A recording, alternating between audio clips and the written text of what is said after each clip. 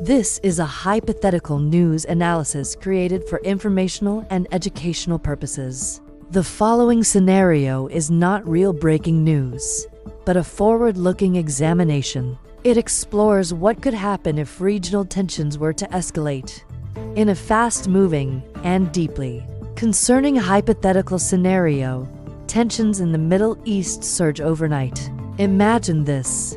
Israel launches targeted airstrikes on Beirut, following a significant rocket barrage from Hezbollah. Markets react within minutes. Oil traders scramble. Defense analysts go on high alert. And here on Crisis Clips, we break down not just the military angle, but the global economic shockwaves that could follow within hours. For months, the Israel-Hezbollah front has remained a closely watched flashpoint in global geopolitics. Hezbollah, backed by Iran, maintains a large rocket arsenal in southern Lebanon. Israel has repeatedly warned it will respond forcefully to any major attack on its territory. In this hypothetical chain of events, a large-scale rocket volley triggers Israeli retaliatory strikes deep into Beirut, dramatically raising fears of a wider regional conflict. Markets tend to react not to what has happened, but to what investors fear could happen next. Now let's examine the critical question. What if this situation escalates over the next 48 hours? In this forward-looking scenario, additional rocket fire continues from southern Lebanon, prompting Israel to expand its air campaign. Insurance premiums for shipping in the eastern Mediterranean spike almost immediately. Airlines begin rerouting flights. U.S. naval assets in the region move to higher alert status. Even without a full-scale war, the perception of instability alone would be enough to ripple through global financial systems at remarkable speed. The first and most sensitive pressure point would be oil.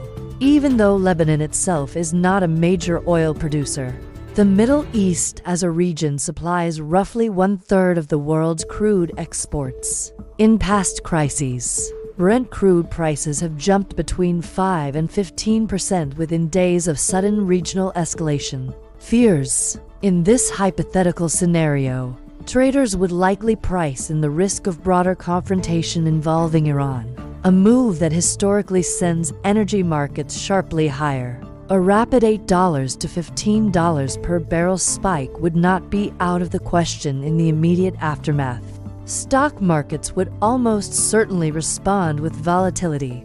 Historically, when Middle East tensions spike, investors rotate out of risk assets and into safe havens. The S&P 500 could see short-term downward pressure, particularly in travel, airline, and consumer discretionary sectors. Meanwhile, defense contractors often move in the opposite direction. Companies like Lockheed Martin, Northrop Grumman, and Raytheon have historically seen increased investor interest during periods of heightened geopolitical risk, driven by expectations of rising defense budgets and emergency procurement orders. Global trade flows could also face early disruption signals.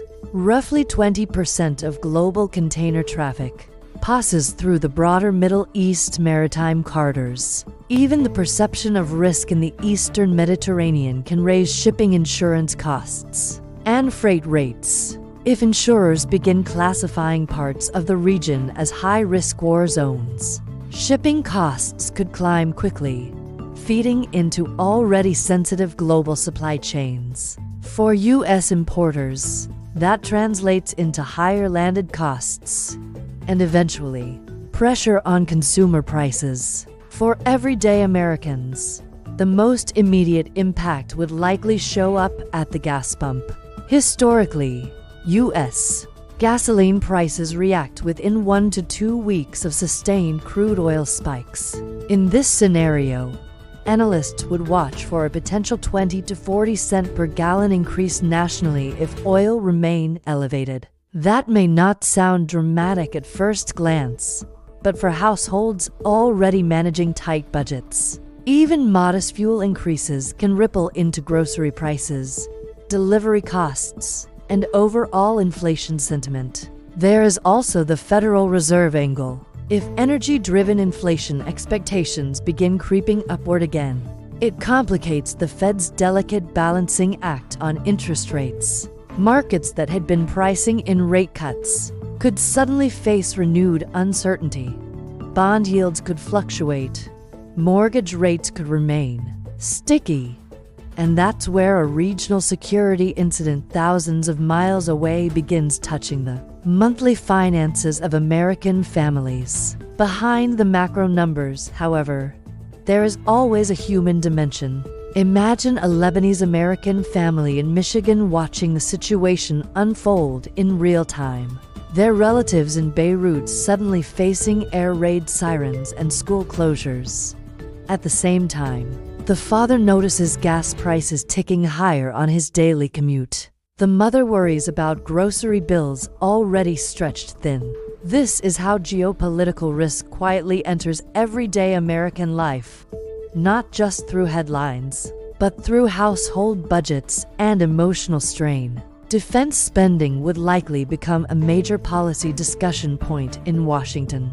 Historically, sustained Middle East instability leads to supplemental funding requests for missile defense, naval deployments, and regional deterrence operations. Even a limited escalation scenario could accelerate already rising U.S. defense budgets, particularly in missile interception systems and regional force posture.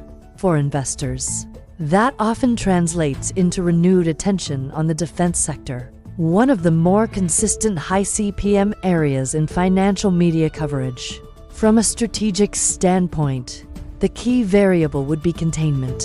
If diplomatic channels move quickly and the confrontation remains limited, markets historically stabilize within weeks. But if additional regional actors become involved, particularly Iran, the economic implications expand significantly. Energy markets become more volatile, shipping, insurance premiums rise further, and global risk sentiment deteriorates more broadly. The bottom line for viewers of Crisis Clips is this: in today's tightly connected global economy, even a localized military escalation can produce outsized financial consequences. Oil, equities, defense spending, inflation expectations, they are all deeply interconnected. And for U.S. consumers aged 35 and above, especially those managing mortgages, retirement portfolios, and household budgets, these geopolitical shocks are no longer distant events. They are financial variables. So here is the question we leave you with tonight. In an era where one regional flashpoint can move global markets within hours, are investors and households truly prepared for how quickly geopolitical risk can hit their wallets? Stay informed, stay analytical, and we'll continue breaking it down here on Crisis Clips.